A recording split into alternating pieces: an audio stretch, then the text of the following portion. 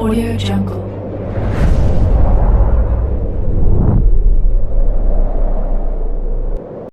Yo, balik lagi bersama Mimin di Manhwa TV. Kali ini kita akan lanjutkan pembahasan dari cerita I am trapped in this day for 1000 years. BTW yang nyari episode sebelumnya, Mimin tempel di deskripsi beserta dengan playlistnya. Dan jangan lupa untuk join saluran WA untuk info terupdate dari Mimin. Linknya ada di deskripsi. Tanpa berlama-lama, yuk kita masuk ke alur ceritanya.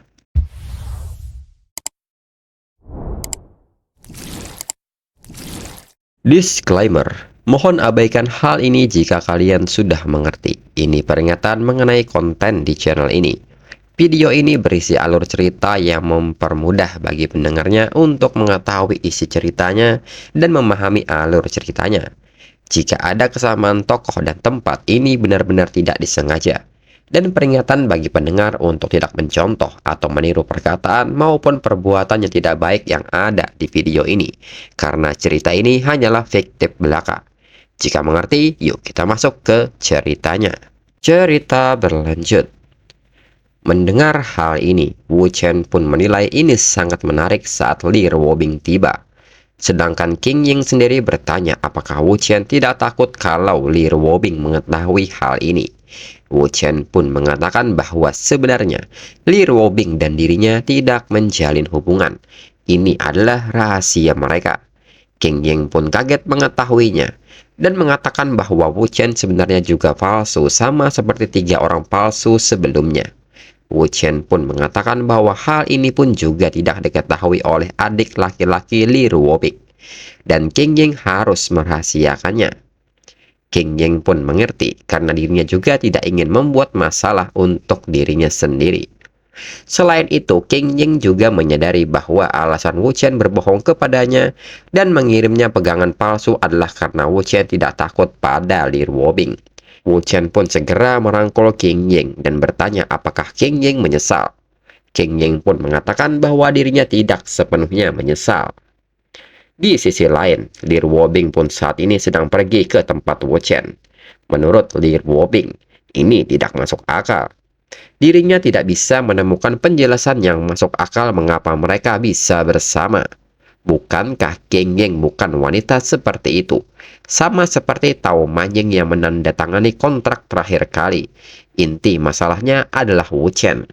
Pria itu benar-benar seperti dewa, tak terduga dan misterius.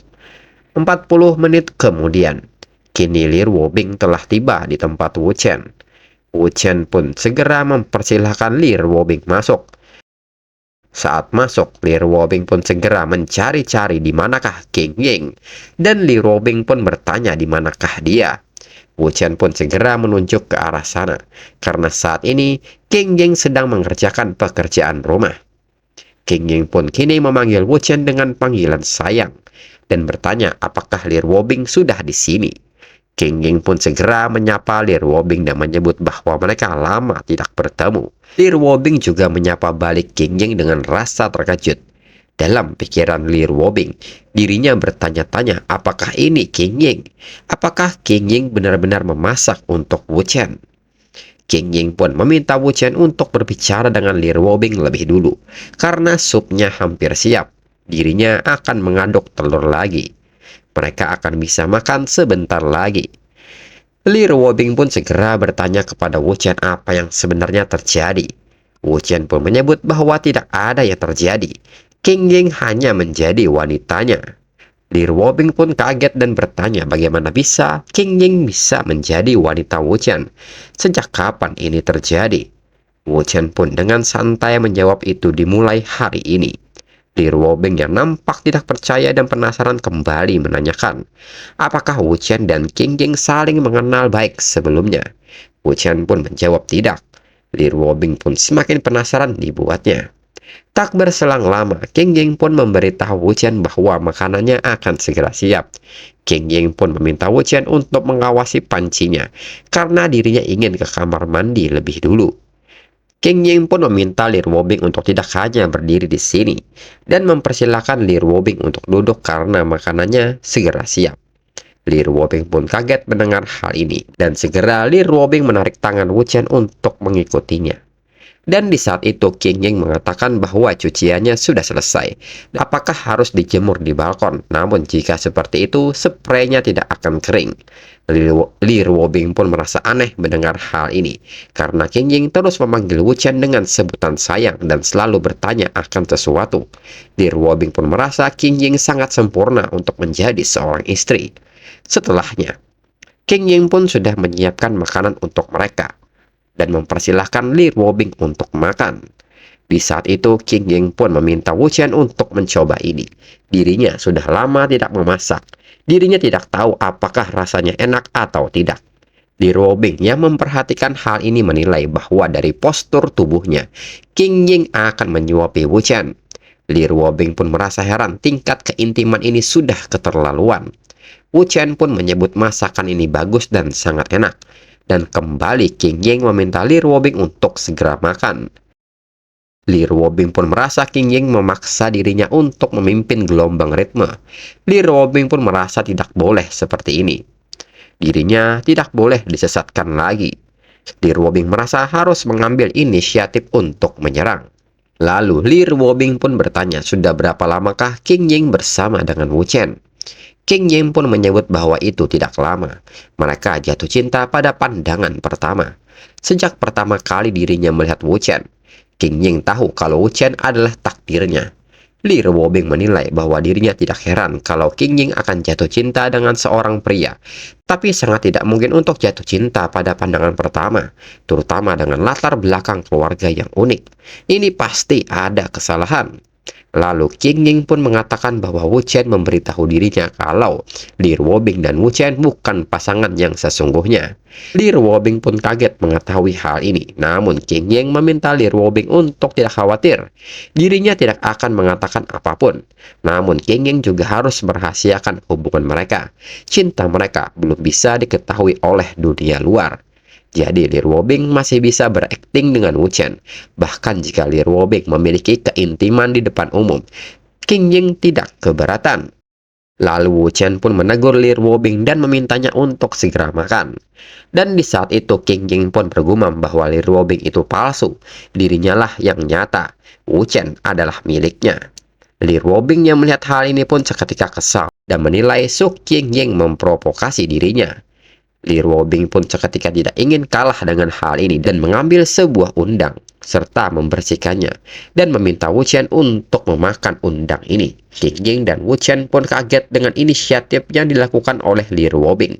Wu Chen pun tanpa berbicara apapun memakan undang tersebut. Setelahnya, Wu Chen pun mengatakan bahwa ini sangat enak. Dirinya sudah kenyang karena makan terlalu cepat. King Ying pun sangat senang mendengarnya dan meminta Wu Chen untuk beristirahat lebih dulu selagi dia membersihkannya, serta meminta Wu Chen untuk tidak mengabaikan Li Ruobing selaku tamu mereka. Setelah King Ying pergi ke dapur, Li Ruobing nampak marah dan bertanya apa yang Wu Chen lakukan, dan segera Li Ruobing menarik tangan Wu Chen untuk mengikutinya. Namun di saat itu Wu Chen pun menarik tangan Li Ruobing hingga Li Ruobing jatuh di atas tubuh Wu Chen. Wu Chen pun mengatakan bahwa kalah tetaplah kalah. Mengapa Li Ruobing harus banyak bertanya? Dan sekarang Wu Chen pun ingin mengajak Li Ruobing untuk memikirkan tentang apa yang harus Li Ruobing lakukan jika kalah. Li Ruobing pun nampak malu dan tidak bisa berkata apa-apa lagi. Wu Chen pun seketika menyebut bahwa dirinya sangat kelelahan. Dirinya sibuk sepanjang hari dan sekarang seluruh tubuhnya sakit. Dan bertanya kepada Li Ruobing apakah Li Ruobing bisa memijat.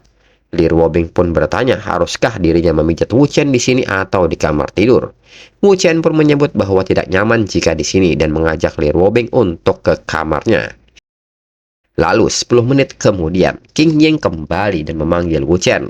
Namun Wu Chen dan Li Ruobing tidak ada di ruang tamu. Dan di saat yang sama, King Ying mendengar sebuah suara. Dan suara itu berasal dari kamar. Segera King Ying menuju kamar itu. King Ying pun nampak kaget melihat apa yang terjadi di dalam kamar. King Ying pun bertanya-tanya, apakah Li Ruobing memijat Wu Chen? Bagaimana bisa seorang wanita seperti Li Ruobing masih melayani pria dengan cara seperti ini? Lalu Wu Chen pun bertanya apakah King Ying sudah selesai. Wu Chen yakin King Ying lelah dan meminta King Ying untuk beristirahat sebentar. Mereka akan selesai sebentar lagi. Di saat itu King Ying kembali menilai bahwa Li Ruobing sepertinya tidak peduli kalau dirinya melihatnya. King Ying pun bertanya-tanya apakah mungkin Li Ruobing juga sama dengannya. Dalam hal ini dirinya dan Li Ruobing bernasib sama. Kalau begitu mereka sekutu sejati. Wu Chen bahkan berhasil menaklukkan Li Ruobing. Wu Chen lebih hebat dari yang King Ying bayangkan. Seketika King Ying mendekat dan mengajak Li Ruobing untuk memijat Wu Chen bersama-sama. Li Ruobing pun kaget melihat respon King Ying. Li Ruobing pun nampak tidak bisa percaya hal ini.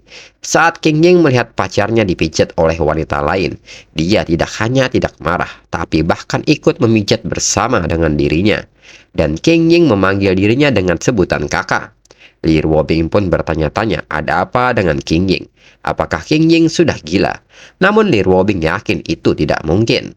Jika King Ying punya masalah, King Ying tidak akan sesempurna yang dikatakan rumor, karena hanya seseorang dengan pengendalian diri yang cukup yang bisa menunjukkan penampilan terbaiknya. Li Ruobing pun penasaran apa yang Wu Chen telah lakukan sampai-sampai membuat King Ying mencintainya sedemikian rupa. Lalu King Ying pun menegur Li Ruobing yang terus menatapnya dan menanyakan pikiran Li Ruobing serta meminta Li Ruobing untuk terus memijat. Lalu Wu Chen pun meminta King Ying untuk berhenti memijat dan mengingatkan King Ying untuk meminum obatnya. King Ying pun mengerti dan akan segera turun ke bawah mengambilnya. Li Ruobing menilai King Ying benar-benar sakit. Kemudian Li Ruobing pun bertanya apakah Wu Chen tidak berencana untuk menjelaskannya. Wu Chen pun meminta Li Ruobing untuk memberinya 1 miliar, maka dirinya akan mengatakan yang sebenarnya. Li Ruobing pun mengatakan untuk tidak terlalu sinis. Pada awalnya, dirinya terlalu malas untuk menanyakan bagaimana mereka jatuh cinta. Sejujurnya, keluarga Su menyelidiki Wu Chen karena hubungan Wu Chen dengan King Ying. Wu Chen pun menyebut bahwa mereka tidak menyelidiki dirinya pada saat itu. Tapi sekarang masalahnya adalah King Ying melarikan diri dari rumah bersamanya. Li Ruobing pun seketika bertanya apa yang Wu Chen lakukan. Apa Wu Chen akan menikah ke dalam keluarganya? Wu Chen pun balik bertanya apa menurut Li Ruobing dirinya ini tipe pria yang akan menikah ke dalam keluarganya. Li Ruobing pun seketika menyebut apakah Wu Chen akan putus. Bahkan jika Wu Chen putus, keluarga Su tidak akan melepaskan Wu Chen dengan mudah. Wu Chen pun bertanya mengapa harus putus saat mereka bisa menangani keluarga Su. Li Ruobing seketika bingung dengan maksud menangani dari Wu Chen dan mengingatkan Wu Chen kalau saat ini Wu Chen adalah pacarnya. Wu Chen pun menyebut bahwa itulah mengapa dirinya mengatakan mereka bisa menghadapi situasi saat ini. Li Ruobing pun menyadari maksud Wu Chen bahwa keluarga Su belum tahu tentang hubungan Wu Chen dengan dirinya, dan Li Ruobing hanya punya pilihan untuk membantu Wu Chen. Wu Chen pun menyebut Li Ruobing sangat pintar. Lalu Li Ruobing pun meminta Wu Chen memberitahunya mengapa King Ying melarikan diri, karena mereka semua sudah berada di perahu yang sama. Wu Chen pun menjelaskan bahwa King Ying telah hidup seperti boneka selama lebih dari 20 tahun, dan King Ying ingin menjalani hidupnya sendiri sekarang. Apakah terlalu berat baginya untuk membantu King Ying? Di saat yang sama, Wu Chen pun mendapat sebuah panggilan. Dan ternyata panggilan itu dari King Ying yang memberitahu Wu Chen bahwa baru saja dia melihat keluarganya ada di sini dan bertanya apa yang harus mereka lakukan. Wu Chen pun menyebut bahwa itu tidak masalah. Mereka akan turun sekarang dan meminta King Ying untuk tidak khawatir. Mereka akan menanganinya ketika mereka sampai di sana. Kemudian Wu Chen pun memberitahu Li Ruobing bahwa keluarga sudah datang mencari mereka dan mengajak Li Ruobing untuk turun. Namun di saat itu Li Ruobing pun mengajukan pertanyaan lain, apakah Wu Chen sudah tahu kalau keluarga Su akan datang saat ini? Dan itukah sebabnya Wu Chen meminta dirinya untuk datang ke sini? Wu Chen pun tidak menjawab hal ini dan lebih memilih bertanya mengenai pendapat Li Ruobing sendiri. Li Ruobing pun menyebut dirinya tidak suka perasaan seperti ini. Li Ruobing mengerti apa yang Wu Chen katakan, tapi ini terasa seolah-olah Wu Chen memanipulasi dan mengabaikan perasaan orang lain. Wu Chen pun meminta Li Ruobing jangan berkata kasar seperti itu. Ini kebetulan Li Ruobing dan keluarga Su ada di sini. Ini tidak seperti dirinya memanipulasi hal-hal ini. Li Ruobing pun menyebut bahwa dirinya tidak menyalahkan Wu Chen. Dirinya hanya tidak suka perasaan ini. Wu Chen pun mengatakan kata-kata Li Ruobing terdengar seolah-olah Li Ruobing bertingkah seperti anak manja. Li Ruobing pun seketika bingung harus berkata apa lagi. Dan di saat itu Wu Chen pun segera mengajak Li Ruobing pergi dan menunjukkan diri mereka sebagai pasangan lebih dulu. Kemudian saat di luar, para pengawal keluarga Su pun menyebut bahwa Wu Chen ada di sini. Dan segera mereka menanyakan di manakah nona muda mereka sekarang. Li Ruobing pun seketika mengatakan apakah mereka ada di keluarga Su. Dan apakah mereka di sini hanya untuk mencari dan membuat masalah dengan dirinya. Para pengawal pun seketika cemas mendengar hal ini dan mencoba menjelaskannya perlahan bahwa Li Ruobing salah paham. Mereka di sini bukan mencari Li Ruobing, mereka sedang mencari Wu Chen. Dia membawa pergi nona muda mereka. Li Ruobing pun menyebut bahwa Wu Chen adalah prianya. Mengapa dia berani membawa wanita lain? Seketika para pengawal pun bingung harus apa. Dan di saat yang sama, King Ying pun datang dan bertanya apa yang sedang mereka lakukan. Dan siapa yang bilang bahwa dirinya diculik. Para pengawal pun menyebut bahwa mereka tidak bermaksud seperti itu. Nyonya Su lah yang menyuruh mereka. King Ying pun meminta mereka untuk berhenti menggunakan nama ibunya untuk menimbulkan masalah. Itu bukan urusan mereka mengenai masalah antara dirinya dan ibunya. Dan di saat yang sama, Nyonya Su pun keluar dan meminta King Ying untuk berhenti bersikap konyol. Melihat hal ini, Li Ruobing segera menyapa Nyonya Su karena lama tidak bertemu, dan memujinya karena masih sangat bersinar dan cantik. Nyonya Su juga mengatakan hal yang demikian kepada Li Ruobing. Kemudian Nyonya Su pun mendekati Wu Chen dan mengatakan bahwa Wu Chen memang berbakat dan mengesankan seperti yang dikabarkan. Li Ruobing benar-benar memiliki selera yang bagus. Li Ruobing pun menyebut bahwa Nyonya Su berlebihan. Nyonya Su pun menyebut bahwa ini bukanlah tempat yang tepat untuk berbicara. Nyonya Su pun bertanya, haruskah mereka pindah ke tempat lain untuk melakukan percakapan yang layak? Li Ruobing pun setuju dengan hal ini karena dirinya juga punya sesuatu yang ingin Li Ruobing diskusikan dengan Nyonya Su. Nyonya Su pun melirik ke arah King Ying yang hanya bersembunyi di belakang Wu Chen. Kemudian berpindah ke industri keluarga Su, rumah teh Jinfu. Nyonya Su pun seketika bertanya mengapa Li Ruobing bersama putrinya. Tidakkah menurut Li Ruobing tidak sopan mengambil putrinya tanpa mengabari? Bahkan jika pacar Li Ruobing melakukannya, tidakkah menurut Li Ruobing perilaku Wu Chen melanggar hukum? Mungkin dirinya harus berkonsultasi dengan pengacaranya. Li Ruobing pun menyebut bahwa awalnya dirinya yang bertemu dengan King Ying. Tetapi karena beberapa keadaan yang tak terduga, Li Ruobing meminta Wu Chen untuk pergi menemuinya. Nyonya Su pun bertanya mengapa dirinya mendengar kalau Wu Chen mengambil putrinya secara paksa. Menurut Li Ruobing, King Ying sudah berusia 27 tahun. Maka dia tidak akan dipaksa untuk pergi bersamanya tanpa bisa mengatakan tidak. Nyonya Su, tidakkah seharusnya Nyonya Su lebih penasaran dengan alasan pertemuan mereka? Nyonya Su pun seketika ingin tahu detailnya. Li Ruobing pun menjelaskan bahwa King Ying tidak seperti orang hidup lagi. King Ying seperti boneka yang dibuat dengan hati-hati. Boneka yang bahkan tidak bisa memutuskan berapa mangkok nasi yang akan dimakan. Itu sebabnya King Ying merasa iri kepada dirinya dan ingin menjadi wanita seperti Li Ruobing. Seketika Nyonya Su pun emosi mendengarnya dan bertanya apa yang sedang Li Ruobing bicarakan. Li Ruobing kembali mengatakan bahwa King Ying ingin bertemu dengan dirinya dan berharap dirinya bisa membantunya. Tapi apa yang bisa Li Ruobing lakukan untuk membantunya? Li Ruobing pun seketika bertanya apakah Nyonya Su tahu apa ini?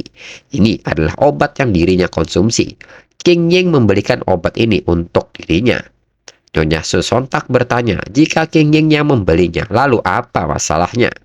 Li Ruobing pun menyebut bahwa intinya bukan tentang obat itu sendiri, tapi tindakan sederhana membeli itu akan membuat King Ying bahagia.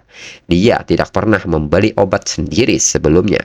Baginya, pergi keluar sendirian untuk membeli obat adalah sesuatu yang baru dan mengasihkan di usia 27 tahun.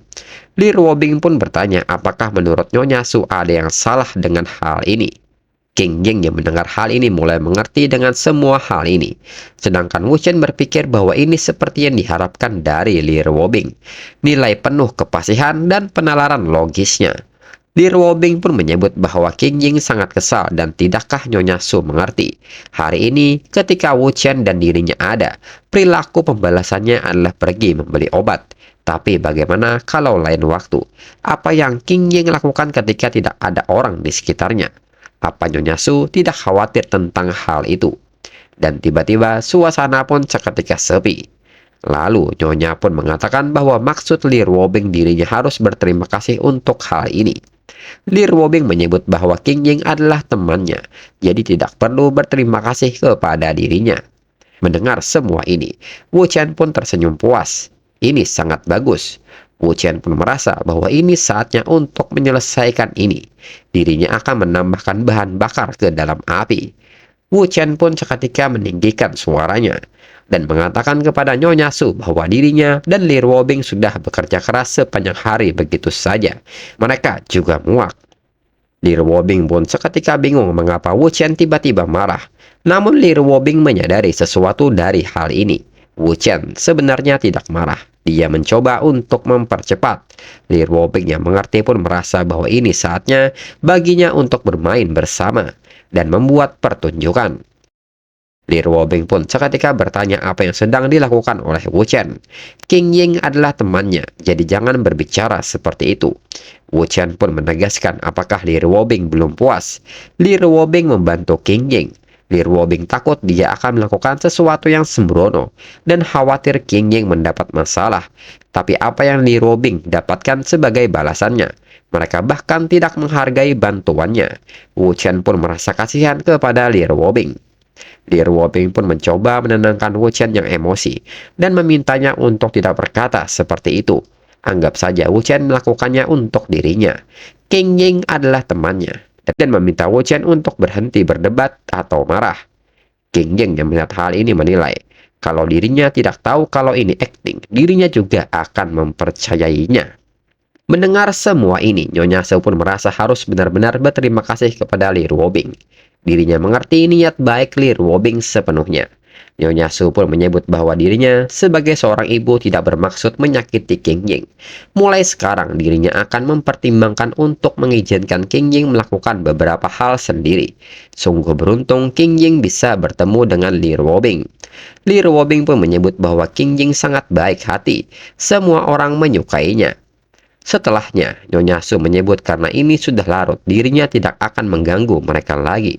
Selain itu, Nyonya Su juga mengatakan kepada King Ying bahwa itu semua karena ibu terlalu keras kepadanya sebelumnya, dan meminta King Ying untuk tidak terlalu menekan dirinya sendiri.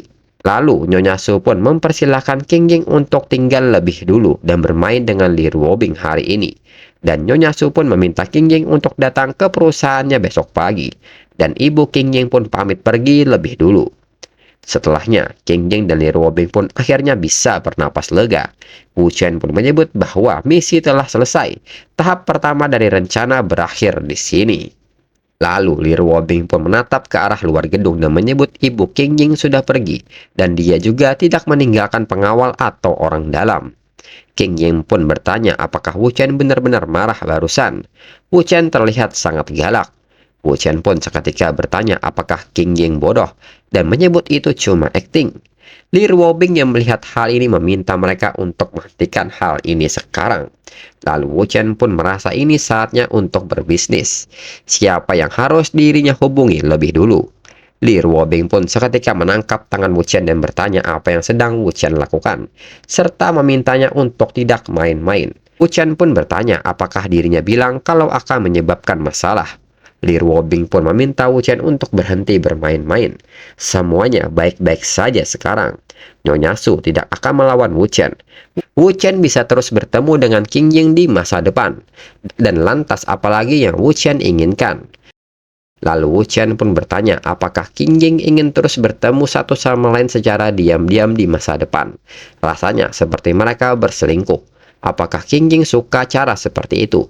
Namun Wu Chen sendiri tidak menyukainya. Jika King Ying ingin mengikutinya, dirinya memiliki kewajiban dan tanggung jawab untuk tidak membiarkan King Ying dalam posisi yang sulit. Dirinya tidak ingin King Ying dipaksa untuk memilih antara cinta dan keluarga. King Ying pun merasa terharu mendengarnya. Wu Chen pun meminta King Ying mendekat dan dengarkan dirinya sekarang. Dirinya akan menelpon. Sebentar lagi Wu Chen akan menghubungi orang lain juga. Dirinya ingin King Ying mengambil alih kekuasaan keluarga Su dan menjadi CEO Jin Puin dalam waktu sesingkat mungkin. Jadi King Ying akan memiliki keputusan akhir tidak hanya di perusahaan tetapi juga di rumah. Ini juga akan mencegah ibunya mengendalikan King Ying lebih jauh dan akan mengerti kalau ibunya tidak bisa lagi mengendalikan orang yang kuat seperti King Ying. Saat itu, adapun ayah King Ying, dia akan lebih bangga dan senang kepada King Ying. Wu Chen pun menunggu jawaban dari King Ying apakah King Ying bersedia. King Ying sendiri nampak sedang memikirkan hal ini, dan Wu Chen masih menunggu keputusan King Ying. Hingga King Ying pun membulatkan tekadnya dan menyebut dirinya bersedia. Wu Chen pun senang mendengarnya. Jika demikian, Wu Chen akan memulainya sekarang, dan chapter berakhir.